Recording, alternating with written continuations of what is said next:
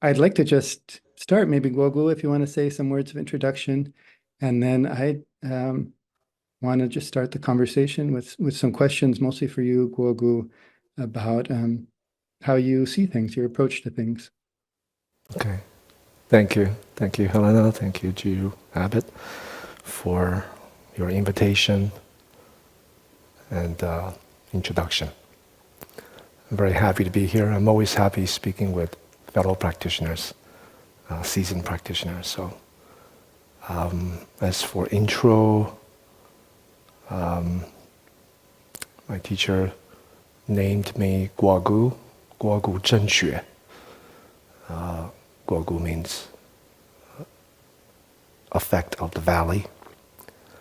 Zhen Xue means authentic learning. The valley has this connotation of, it's a Chinese idiom, humble as a valley, the lowest part. So I'm here to learn. Thank you. I know you have a lot of questions for me. I do. And maybe other folks do too. We'll see if I hog all the questions or if there's room, hopefully for others also to share what's up for them or how they see this. I thought it would be interesting to start just by maybe expressing. So this is a conversation about Shikantaza and silent illumination. Shikantaza, of course, is the characteristic practice of the Japanese Soto Zen tradition, which I'm part of through Dogen Zenji and Keizan Zenji and Suzuki Roshi. So we share, looking back at the tradition, of course, the Japanese Zen comes from Chinese Chan, and we share this root, we share lineage, and we share these founding teachings, our two lineages do.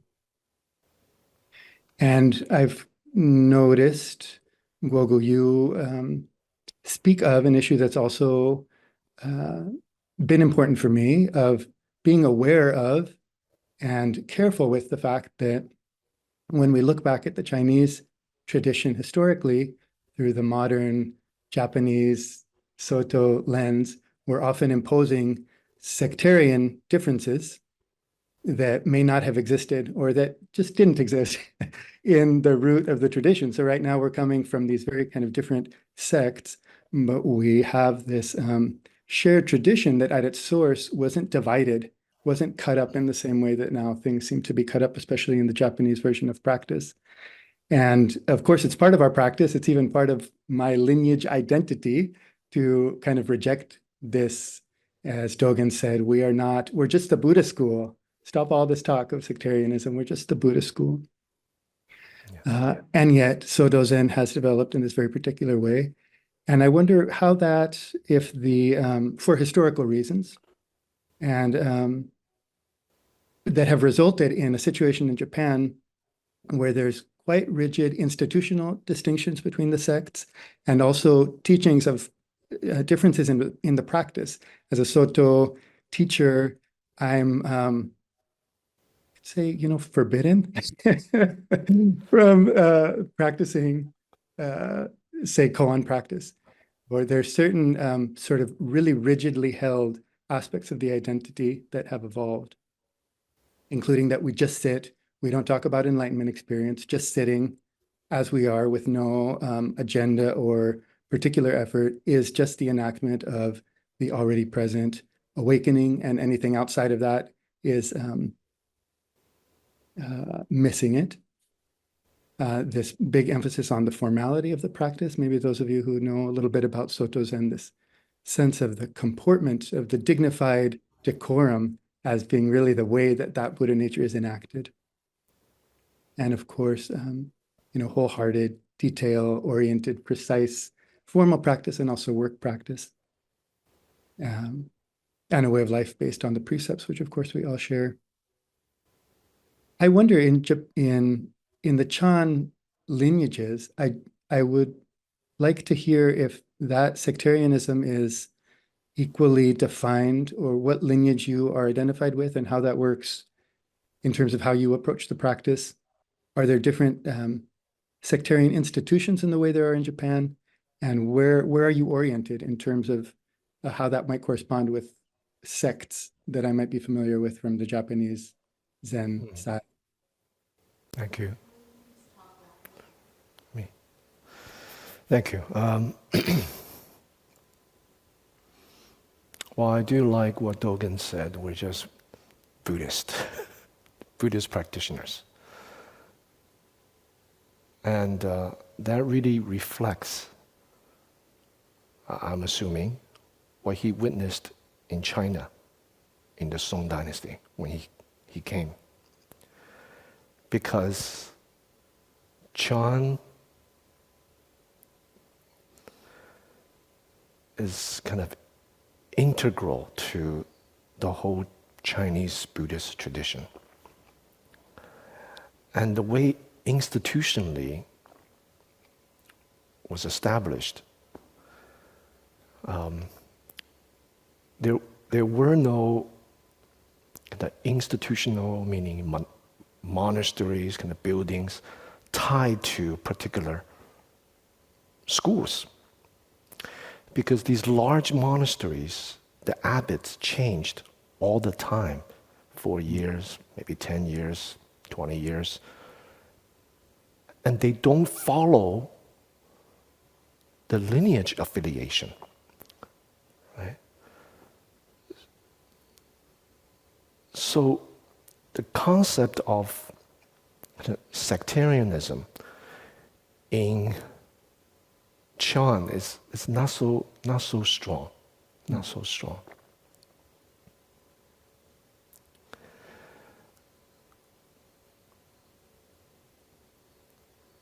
I mean, just for example, some of the larger Chan monasteries in Song Dynasty, at the time when Dogen came to China, the abbots or the Chan masters would change, and his teachings, given to students at that time, really, who knows what they did with those teachings? 4 years later, for a Caodong master, right, give a teachings. 4 years later, he's transferred to another monastery. I can't possibly imagine that, 1,000 monks, they pack up their bags and leave. Okay, the Ringzai guy's here. We can practice. So these abbots change, the teachings change, but the practitioners, there are some long-term resident practitioners, and during off-season, they may travel along with the teacher or to other monasteries, but basically, they were the mainstay. And in terms of the teachings themselves, it's really difficult to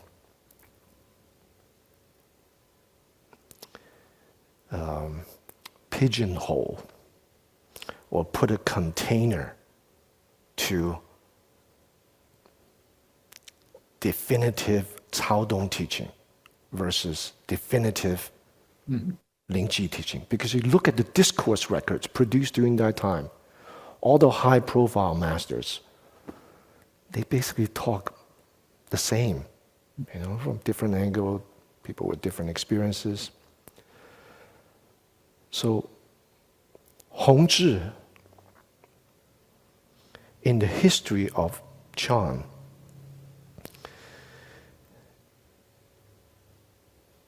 is his teaching is kind of unique.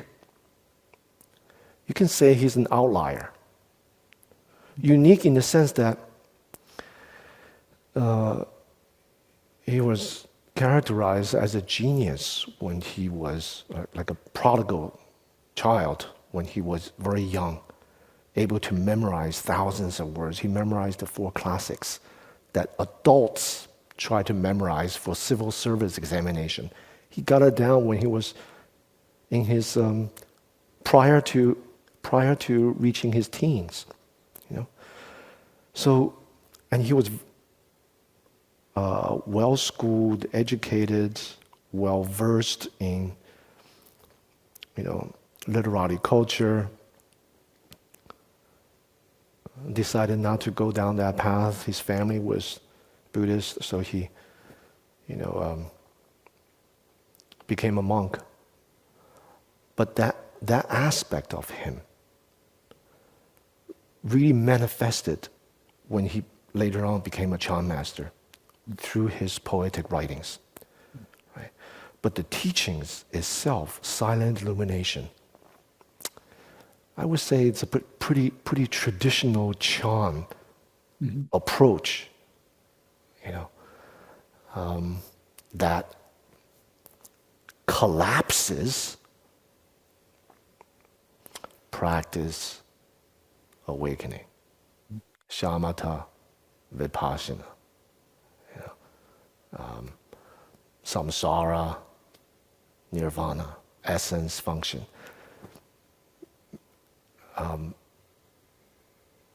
So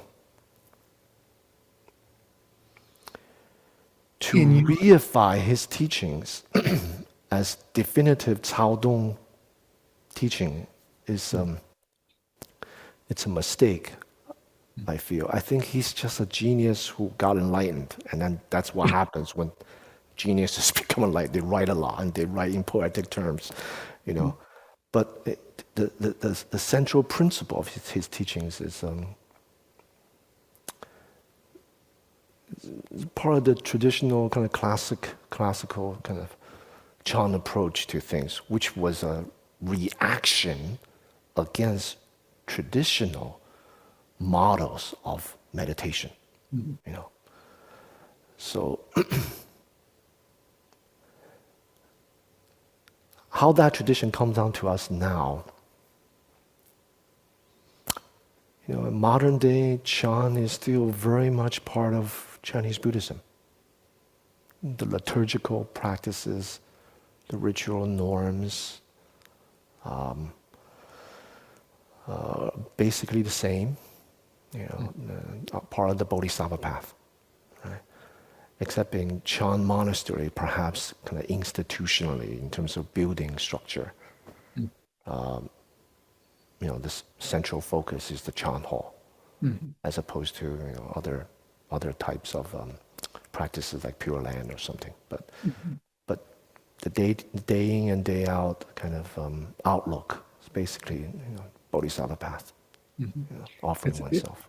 Yeah. It's amazing that even whereas in Japanese Buddhism, and this is so kind of just deep in my thinking about the Buddha Dharma. So even when I read an old text, I'm already aware, I'm already coming into it with an idea, this is Renzai, this is Soto, or even this is Chan, this is Chan, this is Pure Land. So it sounds like in Chinese Buddhism, not only are the distinctions between the Zen or Chan schools not really present in any kind of institutional way, but even the distinction between the Chan and Pure Land and other forms of Buddhism is just softer. There's a feeling of just Buddhist practice. And that, I think for those of us in the Japanese tradition to really sit with that, really sit with how deep that kind of carving up of the tradition is that we've been trained in. Yeah. And yet there must be characteristics. So each teacher, there are also teaching lineages, and each teacher must have their own kind of flavor or emphasis.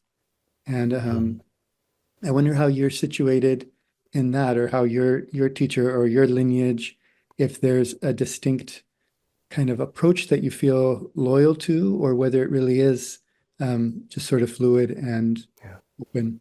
Yeah. Well, I'm definitely loyal to Chan teachings.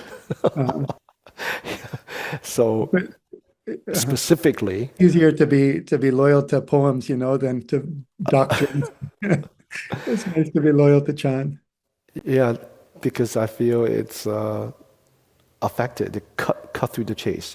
Chan is basically suspect of containers, overlays, fixations on things. So what the Japanese witnessed during the Song Dynasty, 12th century, 13th century, was a phase in the continuing evolution of Chan teachings.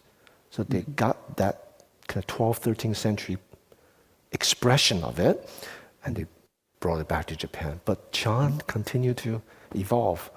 The Pure Land teachings weren't that. They weren't institutionally recognized by the imperial government during the Song. They only recognized two. Chan, like imperially designated Chan monasteries, and imperially designated Tiantai doctrinal teachings. Pure Land was just this, it's not even a school, it's just this diffused practice. Everyone did it, It's just So how you're noticed. yeah, so my teacher was heir to two approaches to Chan practice, and he was very instrumental in reviving these two approaches. And these two were Huatou practice, the Japanese would call it koan practice, although it's a little bit different, and silent illumination.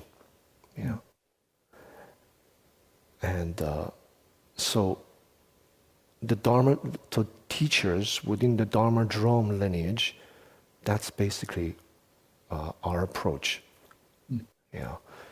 And for beginners who come to the practice, they're usually taught meditation on the breath, to kind of establish a foundation. And according to the karmic disposition or the kind of inclination of the practitioner, then one can take up one of two paths, after some time practicing, working with the breath.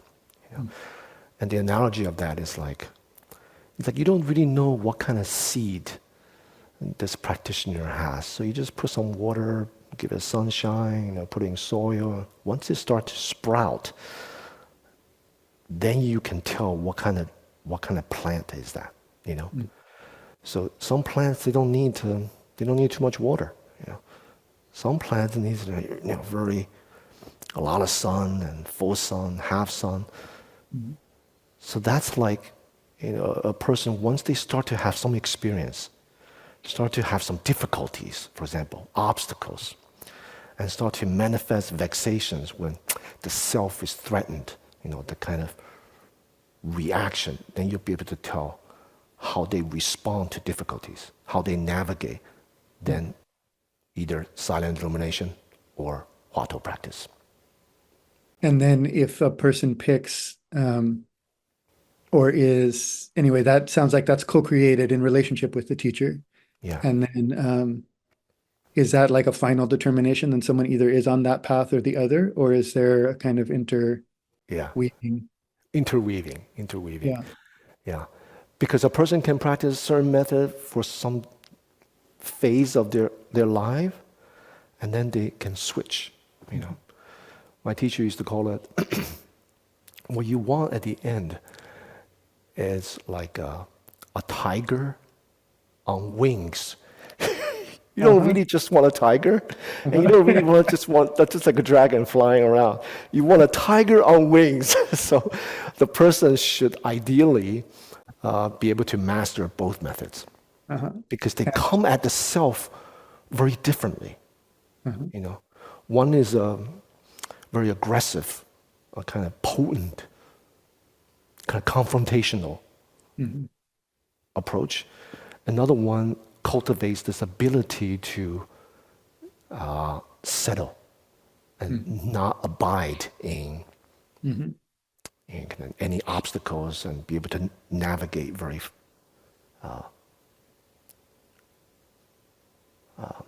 flexibly. Flexibly, is that a word? It is. I'm so interested in that context and in that approach. certainly, in modern Western Zen practice, the whole Buddha Dharma is available to people. They go on to they access whatever teachers, as fitting their karma and engage with the Dharma in various ways and draw from various teachings. But in terms of institutionally, we don't quite have that same flexibility. It's like, well, practice is shikantaza. I'm this kind of plant, I'm that kind of plant. Well, Yeah. although there are as many minds as there are persons, still they all negotiate the way solely in zazen. In other words, no matter what kind of plant you are, just do shikantaza. That's a beautiful and profound teaching, and also it's wonderful to hear this more having because of the renunciation of the sectarian identity. There's more flexibility to respond skillfully to students. Yeah. Can you say I want to mostly talk about silent illumination? Before we go to that, Yes, can I say something about Dogen? please. Okay. I think in Dogen's writing, he has a lot in it. But I think the modern iteration of his teaching as focusing on Shikantaza is merely kind of one angle. If we suspend that,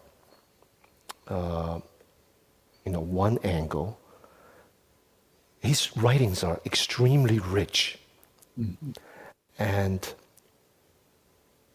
And the way he challenges conventional perceptions and thinking,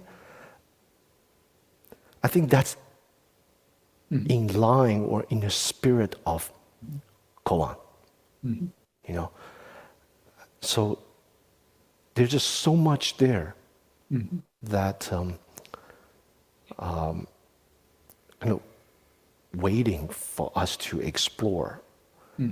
Because the reality of his teaching on Shikantaza in his writing, it's actually minuscule.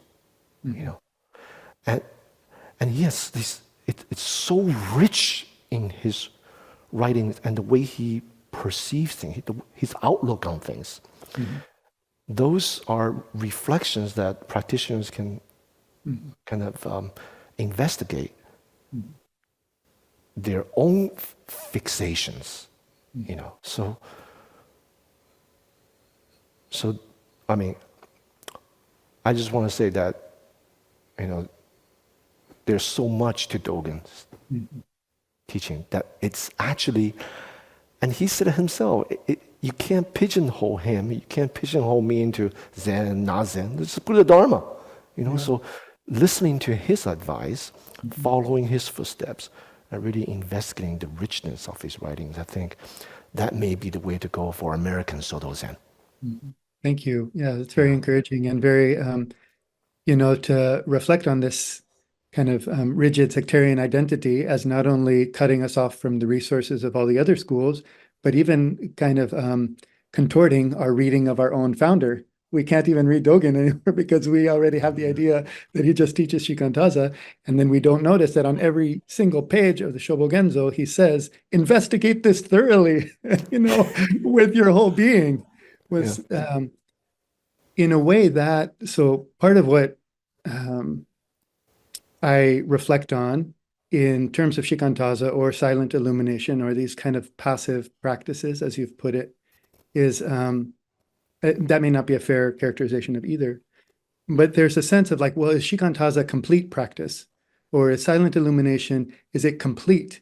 And if it's our only practice, or if it's not in a context of a whole bunch of practices of the Dharma, then we're sort of needing to defend that somehow, yeah, Shikantaza addresses everything, or just do Shikantaza and all of the paramitas somehow will be taken care of and developed. And there's something about noticing this is a context. This is one of, this thing from the old commercials, part of this complete breakfast. This is one of the things that you practice, but you've also got, don't just eat the Fruit Loops, you've also got the toast and the orange juice and everything else in the commercial. So hearing about Huato, for example, or Dogen's teaching that's challenging the delusion, but then you just sit and you just are with what is. but it's surrounded by this much more energetic and active work. And I wonder if somehow I too often am trying to squeeze everything into Shikantaza, that this kind of like Shikantaza will take care of everything as opposed to putting it in the context. And it seems like you, through the Huato practice, especially have a potent tool for getting at that other side. And I wonder if you could just say, I don't know if everybody here knows what Huato practice is, and I would love to hear how it's taught. Maybe before we move on more to silent illumination, you could just say a little bit about that piece. Okay, sure. Yeah, I totally agree with you. And silent illumination, technically speaking, is not even a practice. It's just Hongzhi, running with his pen and paper and just start writing about the state of awakening and its functions. That's really, and it's just his way of collapsing samadhi and prajna, like shamatha vipassana, and essence and function, which is the nature of mind, which is freedom. How does that freedom manifest? As a practice, it's just a tool. Same thing with the Huato practice. It's just a tool. It's embedded and meshed in the Chan Zen larger, broader culture.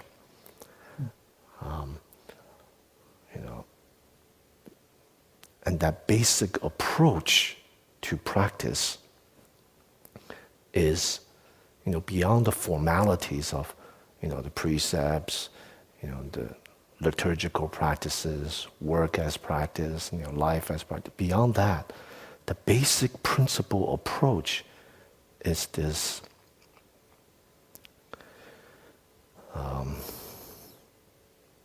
targeting of words and language as constructs.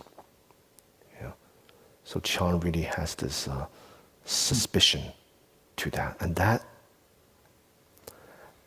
is weaved into all the manifold ways that we create problems for ourselves. So as a Dharma practice, the whole project of Buddha Dharma is to dismantle, vexations, greed, hatred, ignorance, and so on, so that wisdom may manifest. And there are many angles at it. And so Chan did not exist in a vacuum.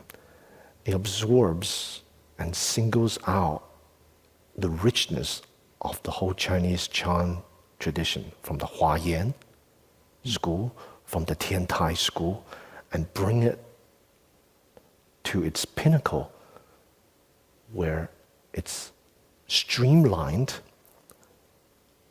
accessible, and down-to-earth way.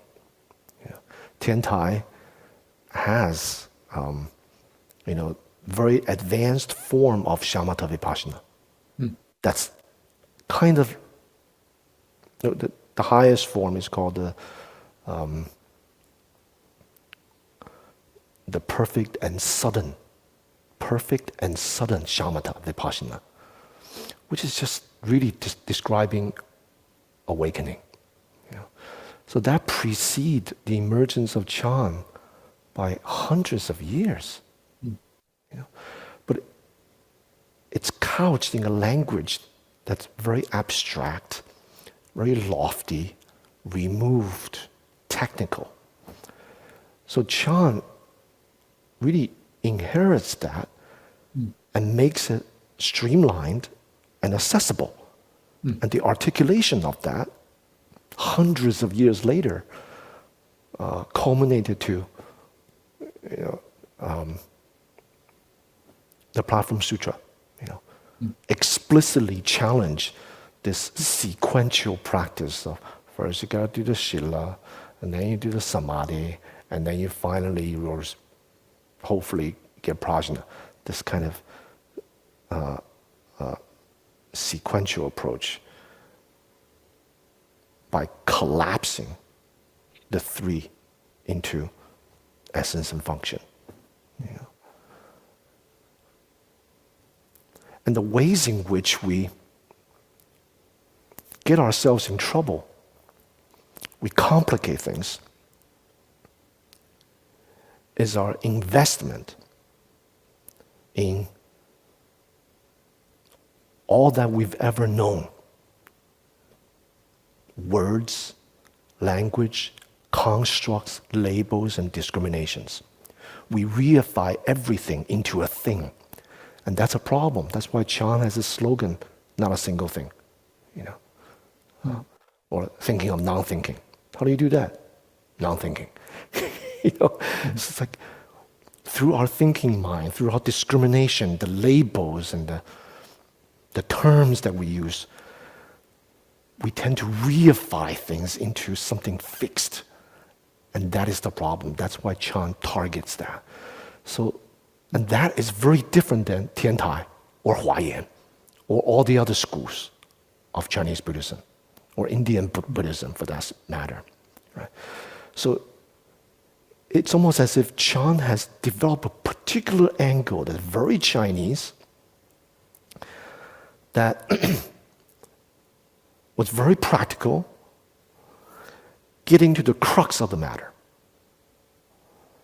And the entryway is challenging the ways in which we reify things through words and language. And that, as the principle, manifests in kind of other unique features of Chan, aside from the formal practices, of daily work and precepts and liturgy. And that is, it's a cultivation of mind, and the workings of mind. And accessing that function, that kind of free flow of wisdom. Wisdom just means kind of selfless. So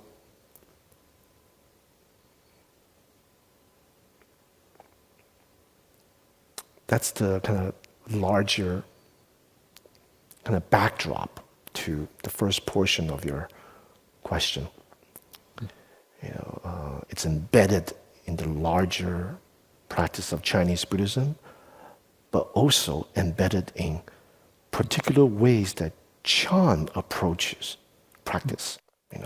Focusing on mind, focusing on words and language, dismantling the ways in which we reify things. Once that becomes softened, untethered, once the containers that we put on things become more transparent, porous, then these tools of silent illumination and Huatou can really work. Right? Now, as for the second portion, Huatou practice, it's something that I call the practice of wonderment. The practice of wonderment. Traditionally, it's translated as doubt, the doubt sensation, generating the sense of not knowing. But that word leads to a lot of confusion. Right? So basically, I just dropped it. I use wonderment because doubt only portrays a particular aspect of that flavor, of that mindset. When we talk about the great doubt, it's not suspicion, it's not, empuzzlement or confusion. It's not one particular state. There are many different flavors of this doubt sensation or wonderment. Right? Some of them could be a kind of awe. Sometimes it's curiosity. Sometimes it's just not knowing, wanting to know. the different feeling tones that it generates. Sometimes it's a complete kind of engulfment in which everything collapses into this sense of not knowing, in which there's no separation between self and others, kind of where self-consciousness is kind of dropped away. And one is completely absorbed in this potent yet wakeful state of mind. It's like me, sometimes I use this as an example. It's like I'm going to tell you, within 1 minute, I'm going to call your name, Jiryu. Right? Mm-hmm. Okay, so you look at me, I look at you. I'm like, you're like. Uh-huh. So when it's almost like waiting, ready to know, but you don't know. So that mind is open. It's almost like what Shunryu Suzuki Roshi talked about in terms of the beginner's mind. It's open. It's not reified in anything. It doesn't have any containers. So that kind of state is what I call the practice of wonderment. So to generate that, one has to tie it in with one's existential question of, who am I? What is this? Life. Then it has power. Because it's not a kind of mental exercise. Yeah. The whole point is to resolve birth and death. Right? To resolve this constant self-referential tendency that we have that contaminates everything that we touch. Right? So what is that? What is it? And then the particularities of the koans, thousands of them, come at this from different angles. And it really depends on the person's affinity. A huatou is the punchline of a particular koan. Right? It's at the critical phrase, the turning point that can generate the sense of wonderment. So that's a particular tool, But it depends on the larger Buddhist practice, Chinese Buddhism, Japanese Buddhism, and all of these practices going to come at self-referentiality differently. Like Bodhisattva path, come at it, softening this self-referencing, the selfing and othering all the time. So then these particular Chan tools will actually work. So to answer your question in the very beginning of your statement, is it complete? Silent illumination, huatou, koan, it's not complete. It's just like a tool, It's just like a tool. It can't be separated from the larger Buddha Dharma, right?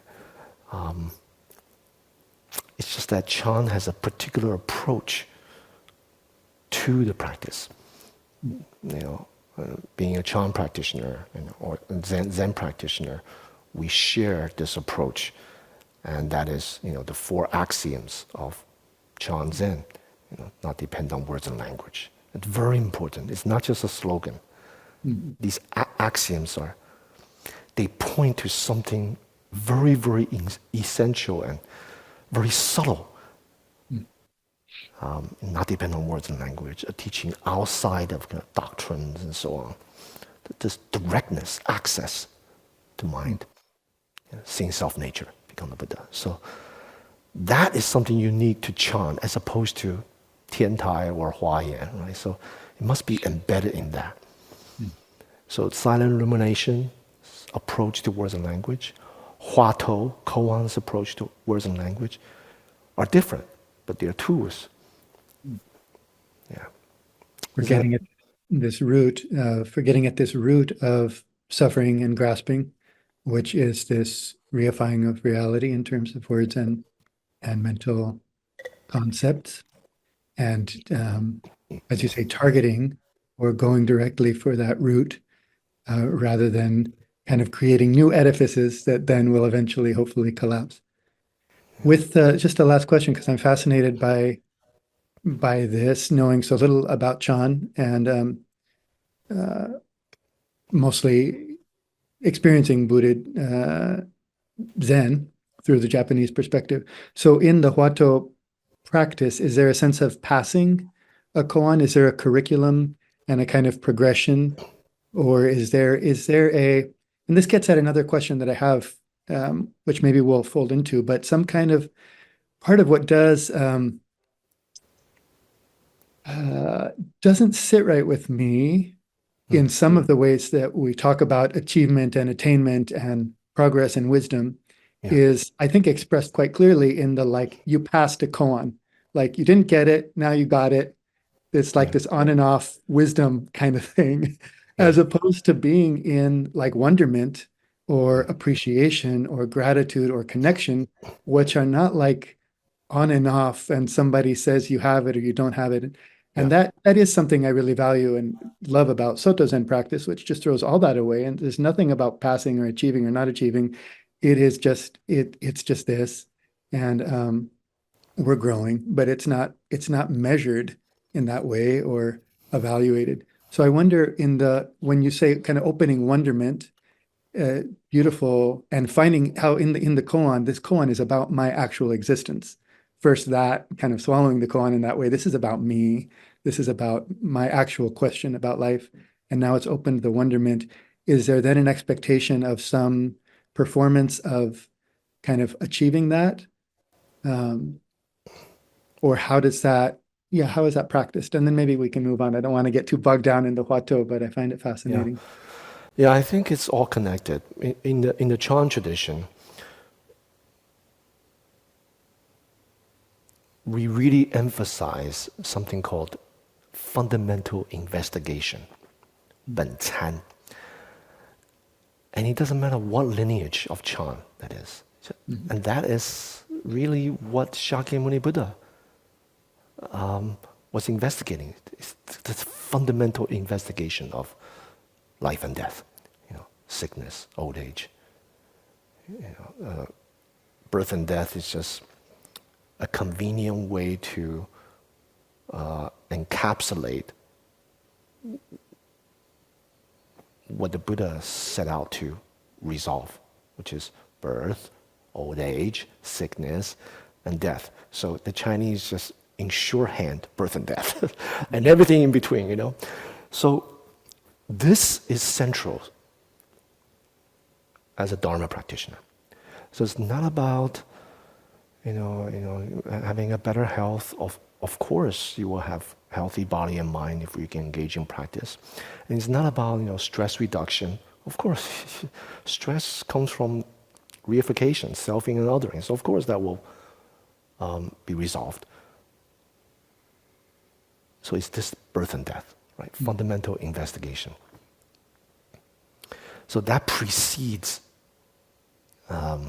these tools, silent illumination or Huato practice. Now,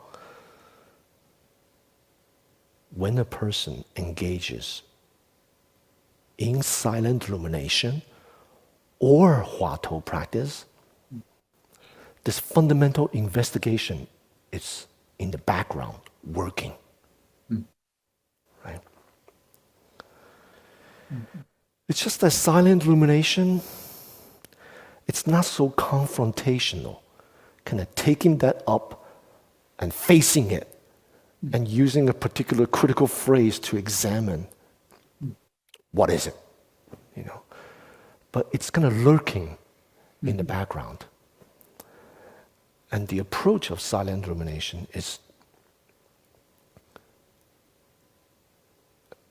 I wouldn't say passive.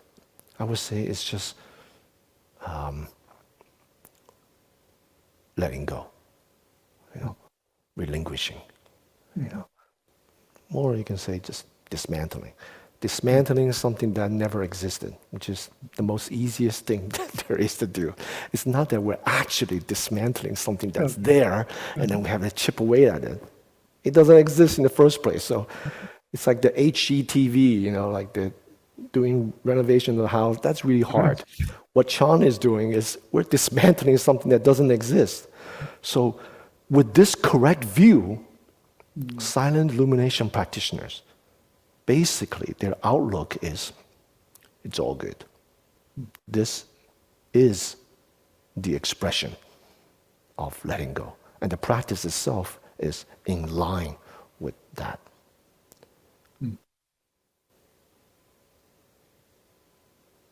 But the reason for that is never lost. And the reason for that is to dismantle that which that has never existed, but causes all kinds of trouble. The selfing, othering, grasping this, reifying that. So it's like what Dogen experienced, He had this fundamental question, well, if we're already free, what the hell are we practicing for? That drove him. And then he dropped body and mind. So these awakening experiences, of course they happen. That's the core of Buddha Dharma. This is the practice of freedom. This is it, And there's great depth to that. Again and again and again and again, Because, our habit tendencies, our vexations run deep. So it's essential that practice continues. And what disrupts practice, what contaminates it, is grasping and rejecting. Grasping for awakening or chasing after some special experiences. So that's a no-no. So even though the correct view is we're already free, yet the practice is when vexations come, you free yourself from it. Don't follow, don't reject either. It's all good, but you do you, I do me. I'm just Shikantaza, But one is not oblivious to what is actually happening, what's coming up inside ourselves. If one is oblivious, then that's what Chan criticizes, like the Platform Sutra, just kind of guarding the kind of stillness or quietude. That's a no-no. Hua Tou practice takes a different approach. Still, fundamental investigation is working, and the correct view is present, and that is, we're already free. It's all good. However, it's actually confronting the selfing. All the different koans, all the different, cases can be reduced to two questions. One is, what is it? Another one is, what remains? And from these two, basically two sides of the same coin, but from these two, they manifest in all forms. Some of them focus on function, what remains. Some of them focus on the fundamental core, like, what is it? Like, the dog have Buddha nature or what? Wu, mu. Right, so bringing this to oneself and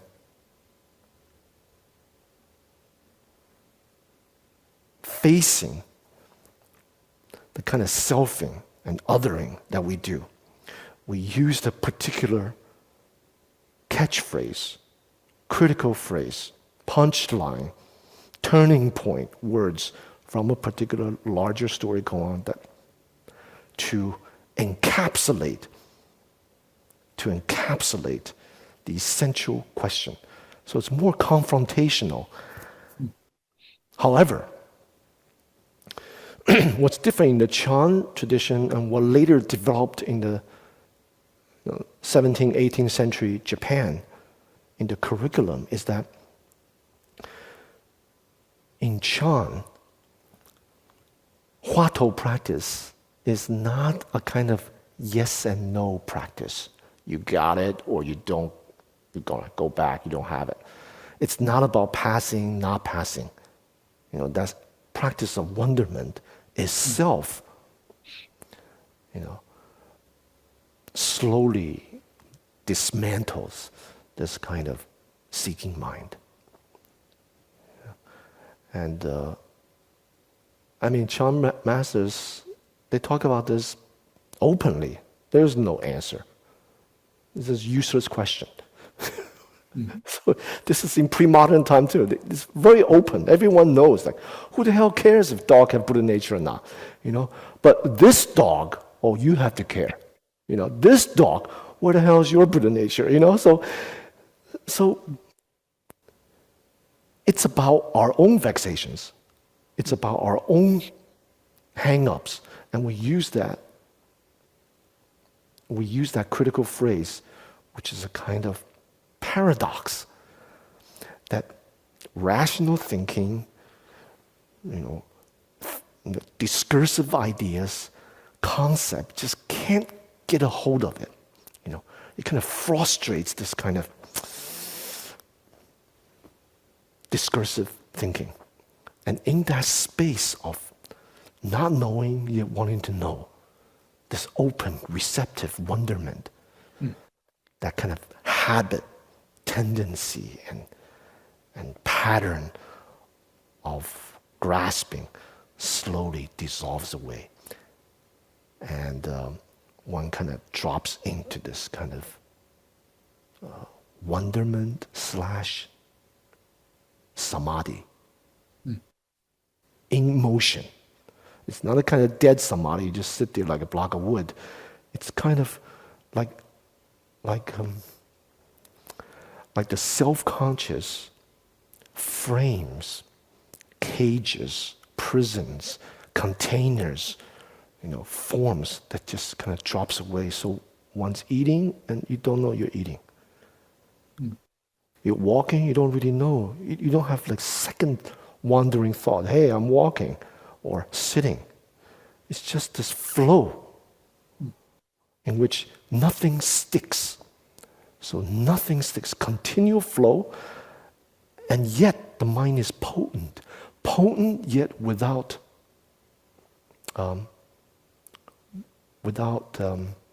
grasping at anything. So it's not like seeking for answer, really. It's just, the seeking for answer is just this useless thing dangling in front of practitioner to get them kick-started, right? What you want to get is not the answer. What you want to get is this sense of wonderment. Once the wonderment kicks in, naturally, it will work its way through the grasping mind. Does that make sense? And once that happens, the selfing diminishes. And then through some catalyst, hearing a sound, seeing a form, drops away. So it's like the mind from scattered. When the person starts working Huatou, still thinking about it, why is it? Where do Buddhas come from? East Mountain walks on water. Why? What? East Mountain walks on water? What the? So it's still thinking about it, ruminating about it from a scattered mind. Once that diminishes and dies, one moves to a concentrated mind. From a concentrated mind to a unified state of this wonderment. So the selfing becomes smaller, smaller, vulnerable, vulnerable, weaker, weaker, until the weakest point in which there's no self-conscious, there's no kind of grasping or coarse tendencies of mind of grasping or chasing. It's just a state of openness, wonderment. Then it's possible for the self-grasping to suddenly drop away. So you kind of, one approach is just from the very beginning, dropping into this Mm. silent illumination, right? Selfless wakefulness, or I usually call it embodied experiencing. So if you're sitting, how do you know you're sitting? Because you're embodied. So you're embodied. You're in the body, through the body. You are the body. And the body and the present moment and the sitting, these three are one. So it's just this embodied wakefulness experiencing. That's it, right? That's one approach. Another approach is just confront this selfing and using words and language it's kind of like using poison against poison to grapple with this existential question,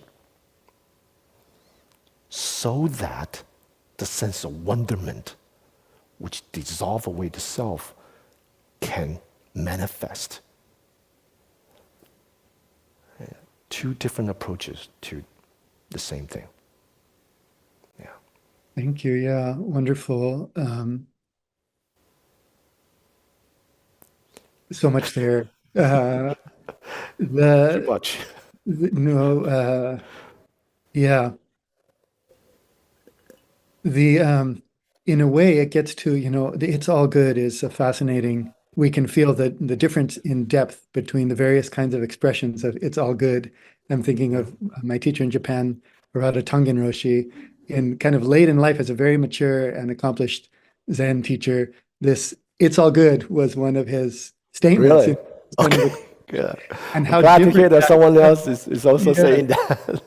um, that is so different from a superficial. There is shallow and deep version of that is actually has the transformation.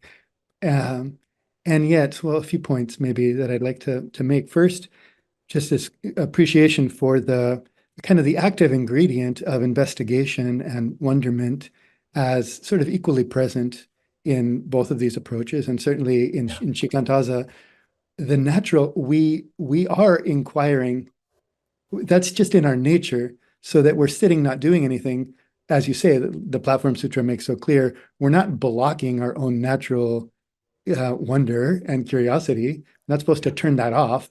We're just sitting in the awe and appreciation and mystery and gratitude and all of these things, not because we're cultivating them or demanding them or pulling on them, but just because it's who we are when we open our eyes and open our ears. That's just what's here. So this sense of wonder already in the sitting, still, silent, open sitting, one of my favorite from way back um, lines in all of actually Zen teaching is from Hongzhi, this in Taigen's translation, which is the one I memorized long ago, with thoughts clear, sitting silently, wander into the center of the circle of wonder. I forget how you translate that line, but Yeah. that sense of we're wandering into the wonder, we're encountering the wonder through this. So as a kind of posture point, I sometimes talk about our practice as, there's all these posture points. And of course, the first one, which is, I think, implied or behind our whole conversation, but we haven't named exactly much, is the vow. All of this own transformation of ourself, of our being, is for this vow. So that's like a posture point. Is there vow there? And then is there uprightness, of course, in the body? Is the heart open? And is there this kind of wonder, that natural quality there? Hearing you talk, and reading some of your work, again, I'm struck at this difference between our approaches in the Shikantaza. Even though I'm totally with you in everything you say, we don't talk about the progression of practice in the Yeah. way that you do. And I Yeah. keep getting hung up on that because I think it's so beautiful. In a way, you just said, well, all of this, it's going to get awesome, but don't think about how it's going to get awesome. Don't be seeking for this kind of dissolving. Already awesome. Already awesome. So I Already think awesome. the Soto Zen approach is like, don't even mention, don't give any in a way, it's very austere. Don't talk about how this is developing towards some kind of more and more subtle state. in a way, you could say that's true of our experience. That's what's inspiring it. Probably most people here are meditators. Of course, we wouldn't keep doing this if like very interesting things weren't happening. But we don't talk about it in that way. And it's out of this fear that as soon as we say, you know, then you're going to experience this, and then you're going to experience this, and eventually you'll experience this, we're confusing people. We're just experience what's right here, just as it is. This very mind is Buddha, just this is it. Be here for this, and just forget it. Forget about where it's going. Or so that, and I don't know if it's just rhetorical or how deep that goes. Also, when you mention, you know, seeing the nature or this kind of enlightenment experience, the way that in Soto Zen we really avoid that kind of talk. Yeah, I wonder, and even of seeing the nature. I mean, seeing the nature, this fourth and vital axiom, you know, Dogen is a little bit concerned about. We're concerned about in a way, maybe just because the Rinzai do the Kensho and we do the, you know, we do the Genjo, we do the enacting of the Buddha nature. So in the Soto Zen, we would say it's not about seeing the nature. It's about just you already are enacting the nature through doing the practice, which feels related to me, to this sense of like we're trying to achieve something that would have some characteristics or that somebody could map. And then it's also related to, say, Inca or certification of awakening, where somebody can map and track your progress in this and then say whether you've got it or not and how far along you are, whether you've seen it or not seen it. And even if that's kind of an embodied something we kind of wander through in our practice inevitably, that we sort of refuse to engage in, that is just an interesting point of how the traditions have developed. That was also a lot. I wonder if you have a reflection there. Yeah. No, I agree with you. There's a lot of problem that can come from both talking about stages, talking about seeing self-nature, and also not talking about it. It's like everyone knows. Everyone, like you say, what keeps people continue to practice because they're experiencing things, but they're not allowed to say anything. So it's like this, everyone's silent, but everyone's knowing what they're... It's just that it's a matter of perspective, I think. And these teachings are very flexible. You know, to one person, I may tell them, you know, don't seek anything, just sit. To another person, I may encourage them to say, don't wallow in the state of vexations. There's something deep inside you that's so free. Why would you want to settle for vexations? Find that. You know, so it's just different people, different circumstances, same person, different phase of practice. The teacher work with students differently. You know? So Chan is pretty flexible in that way, so we don't really stick to one or another. However, I must say, most of Master Sheng Yen's books, almost every one of his English books, and all of my books are retreat talks, transcribed, edited. So they were said in a particular time, a particular space, dealing with practitioners' problems. They're not some ultimate truth claim about silent illumination or Huatou practice.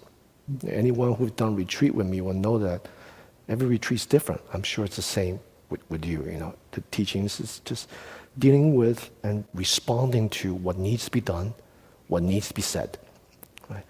But when it's reified into words and then published in books, it seems like, oh, this is just all these stages and so on. And even for teachers,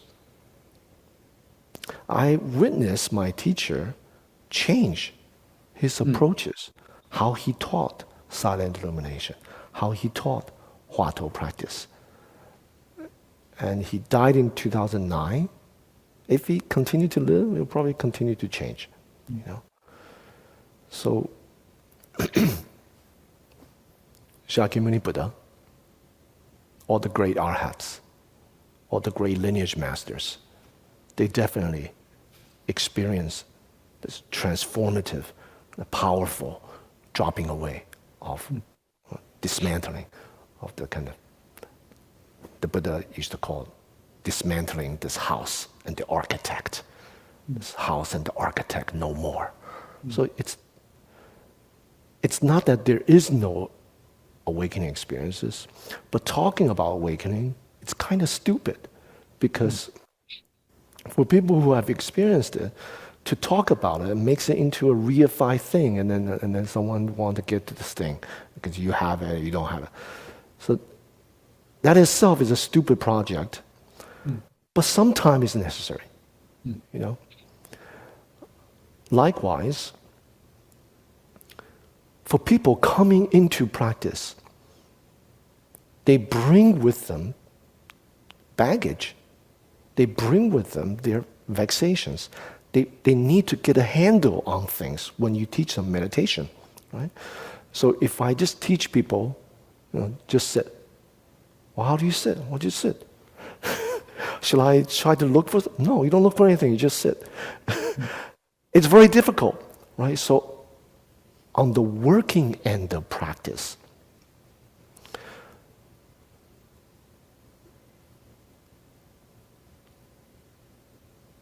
sometimes when we clarify or say just sit in different ways,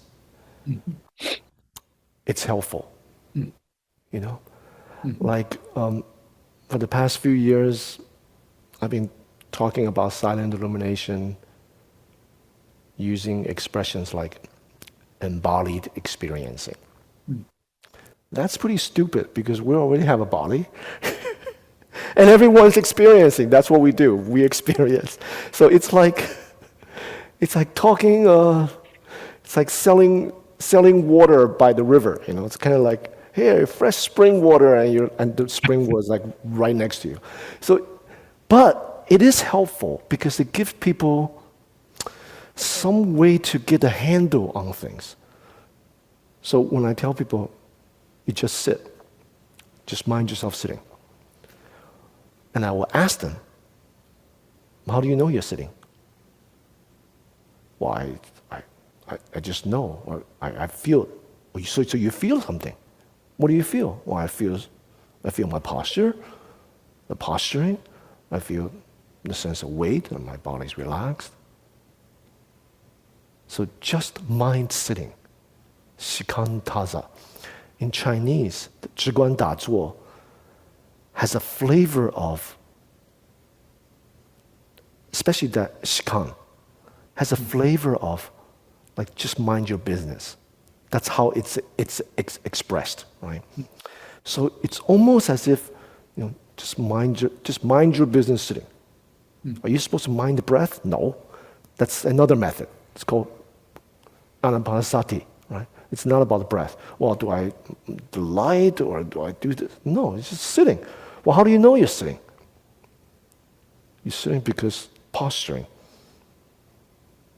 the sense of groundedness, the weight, and what you can call embodiment. So you're in the body, through the body, you experience the body, and the experiencing itself is embodied. So that gives people some kind of crutch, you see? So when I talk about it this way, now they know, okay, I'm not supposed to mind the sound, I'm not supposed to mind what I see and all the forms, and I'm not supposed to contemplate mind. That's another method, observing mind. It's not about that. What do I do? The simplicity of this moment, which is embodied experiencing. The posturing, the weight, rooted to earth. The experiencing of the relaxed body in the body.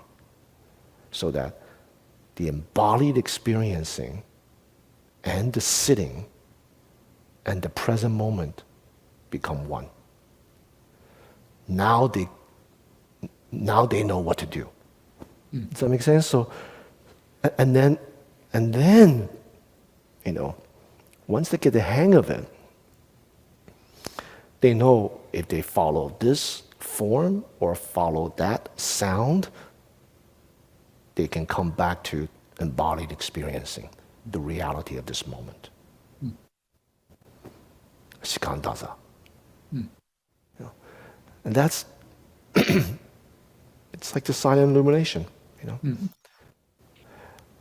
But it's not just that, that's the tool, like we were talking about before. This whole practice is embedded in a particular Chan outlook, and that is, you're already free. Mm. Right? So don't follow this, don't follow that, don't follow all this selfing and all that. And then once these things subside, you know, Dogen talk about the oneness of practice and realization, right?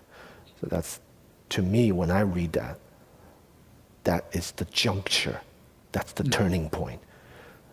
From scattered mind to concentrated mind to unified mind, in which no separation, right? No othering, no selfing. Mm-hmm. So to me, when I read that, that's the threshold. Uh-huh. Right? Yeah.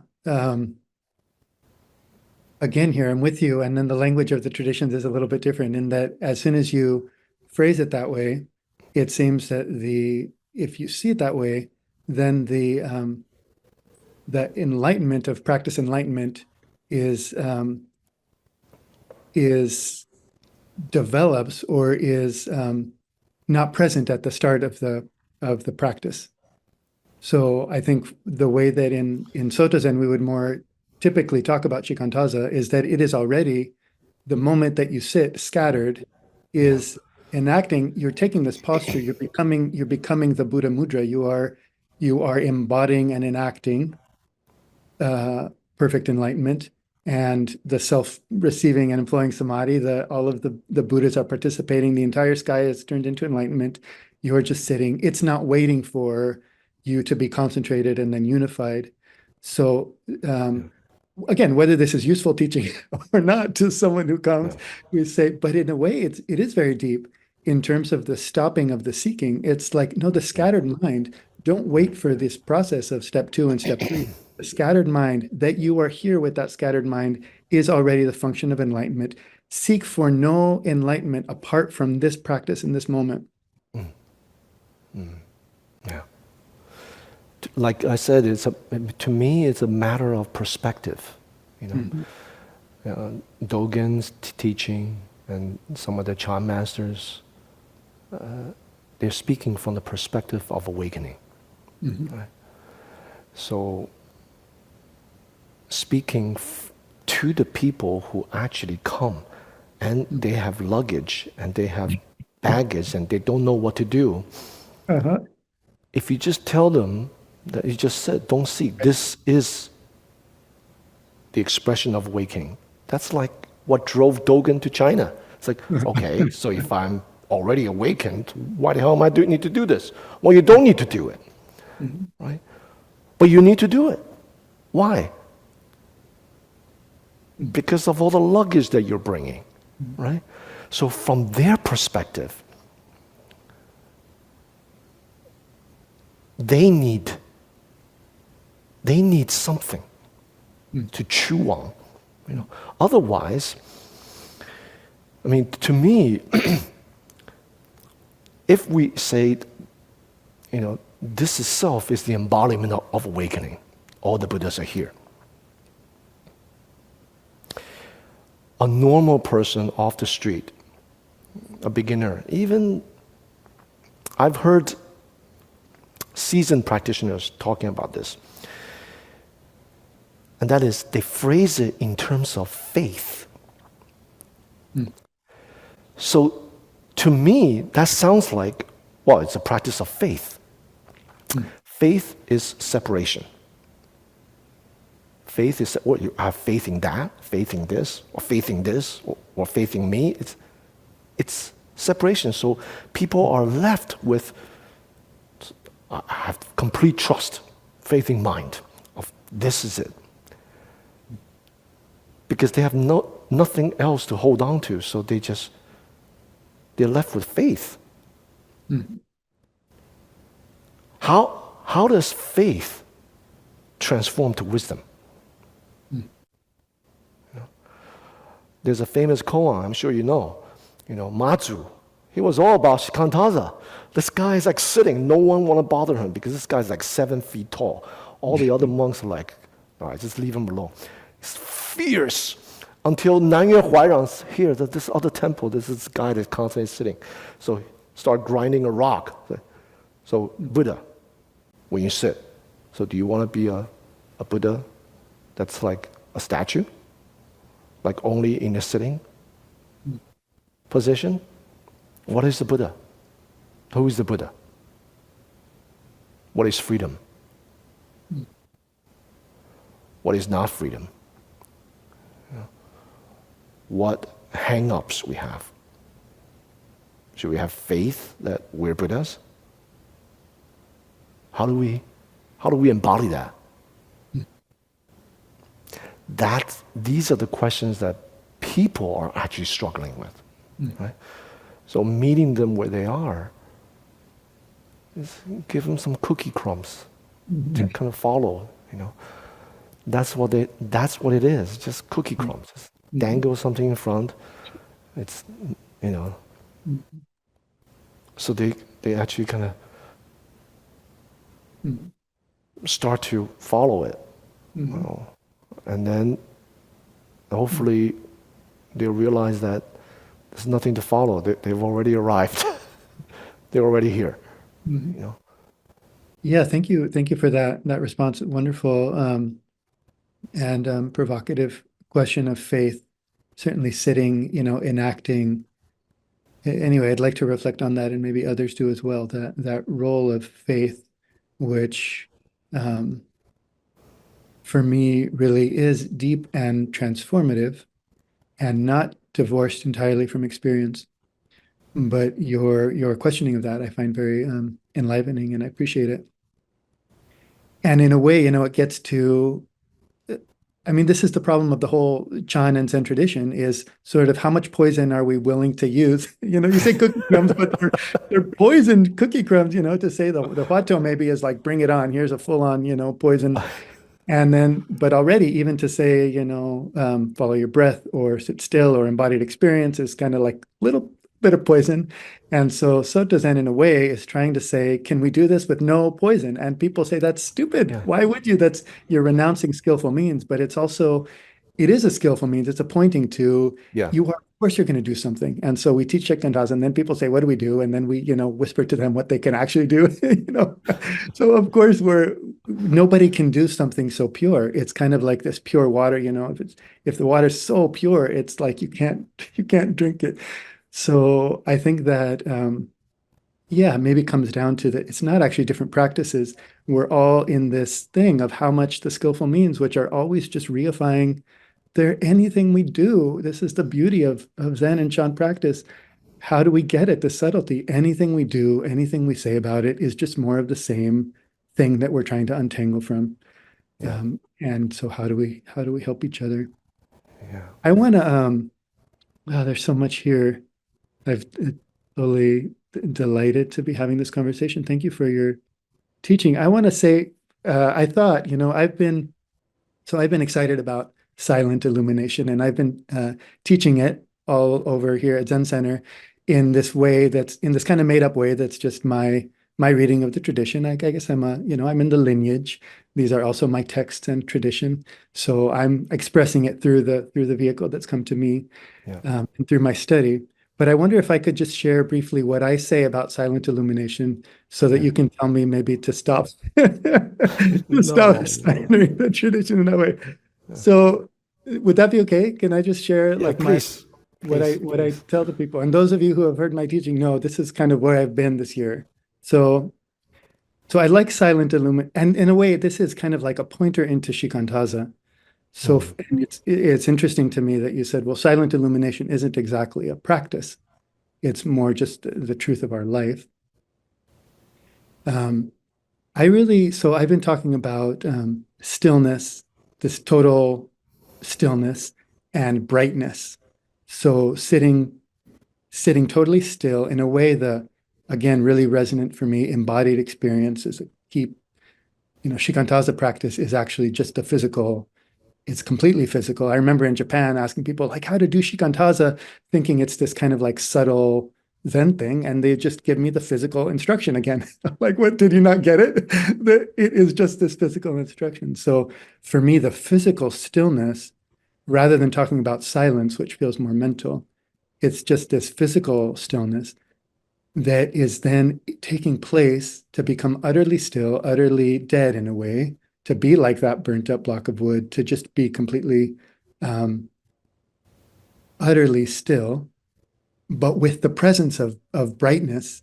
So for us, I don't know in your sitting practice, but for us in Soto Zen, eyes open is totally vital.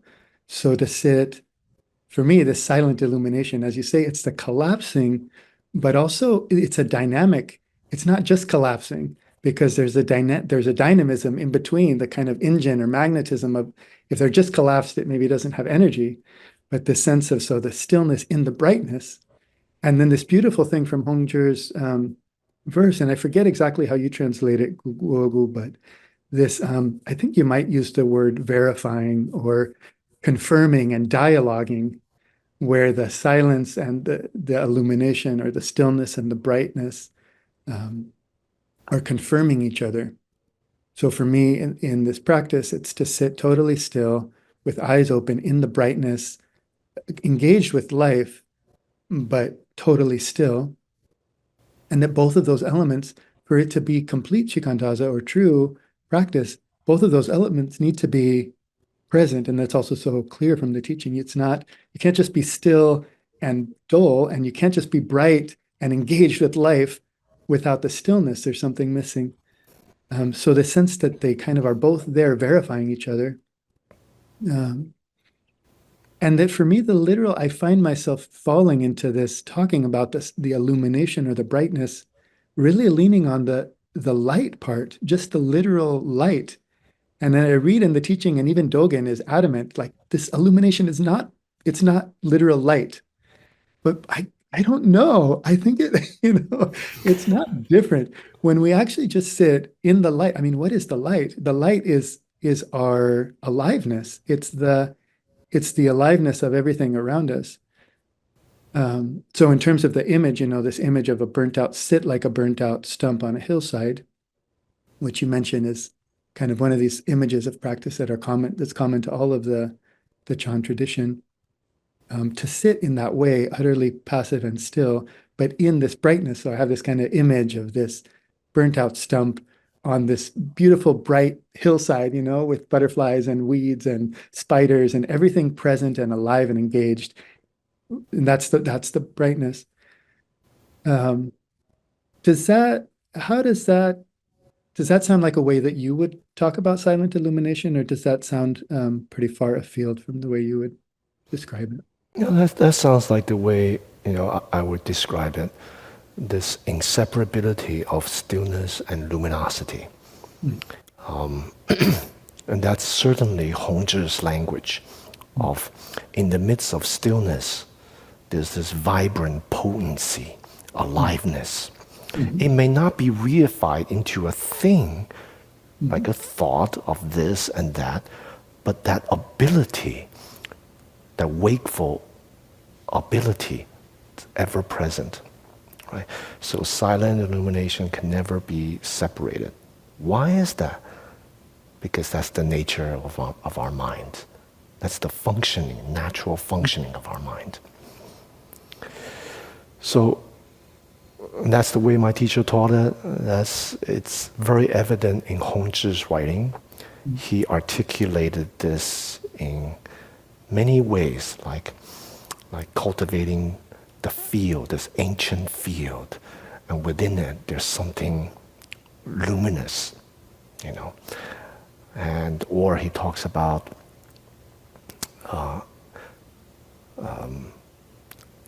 limpid, cool pond, clear, transparent to the bottom. Fish have yet to appear. He didn't say fish are kind of swimming wild. It's not no fish, nor is it like dead water, just clear that that's it. Fish have yet to appear. Oh, beautiful. So Yes. this potency is present, responsiveness. So that would be the illumination part. Lately, I've been describing this as a, maybe like a shortcut.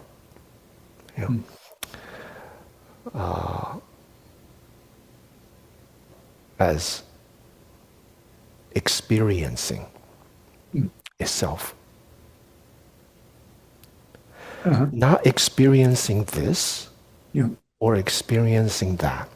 Yeah. Now, it just so happens that when we sit, the reality is we're sitting.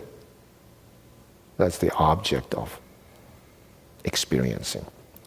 That's just a crutch. But they get to a point in which, like you say, so still, what remains? What remains in this state? Because the body, the hands, head may disappear because it's so relaxed into this kind of grounded. But what remains is this potent, vibrant experiencing. So it's a state in which nothing sticks. So you're not actually reifying into this and that. It's kind of like what the Platform Sutra talk about, non-abiding. That's kind of like the nature of the mind. Its natural function is non-abiding. But what is that? Putting aside these traditional jargon, what's it talking about is just experiencing. In the beginning, it may be embodied experiencing, but body will fall away. What remains? Experiencing. Not that which you experience, just the experiencing. That is a kind of a shorthand entryway of how I describe sometimes silent illumination. Thank you. Yeah, for me, the word life itself it touches that same place of this just fitting as life itself. And again, I just get stuck, and I know it as a state, and I wish for all beings to know this state, and yet I don't think we should talk about it as a state. It's not a state because everyone's in it now. Like Yes, right exactly. now, they're Yes. experiencing. So as soon as we say state, it's something that we're going to achieve, and then we're just doing the same old gradual practice that Chan is a response to. Yeah. All beings are already playing and roaming in this samadhi. Yes, but is that just faith? Does that what? Is that just faith? Then Faith. that's maybe the faith element, that all beings are already there. You know that in the beginning, perhaps faith is useful. It's like a fish asking a bigger fish. It's like, what is water? You know, and meanwhile they're swimming in water. It's like, what is? Well, it's very hard for the bigger fish to tell, like, okay, you just swim. When you swim, you feel it, right? Or you're just in it. I know you don't believe it, but trust me, you're swimming now. It's kind of like that. So the little fish, they're swimming. Okay, you gotta wiggle the tail. You gotta push the fins. Like, you gotta have a good posture. You gotta be grounded. But basically, people are experiencing all the time. That's the natural function of mind. It's just that people are caught up with that which what they're experiencing, this and that. But the experiencing, the potency, the non-abiding kind of flow, or as you say, just life, the vibrancy there, it's already here. I think we're talking the same language, but we're just kind of coming at it, you know, from different perspectives. one can talk from the perspective of the little fish, what that fish needs, or you can just talk about it from with the big fish. You already don't worry about it. Just you're in water already. Stop asking. Just swim. Right. So it's a that's why I say it's a matter of perspective. Which one do you privilege? Yeah. Yeah.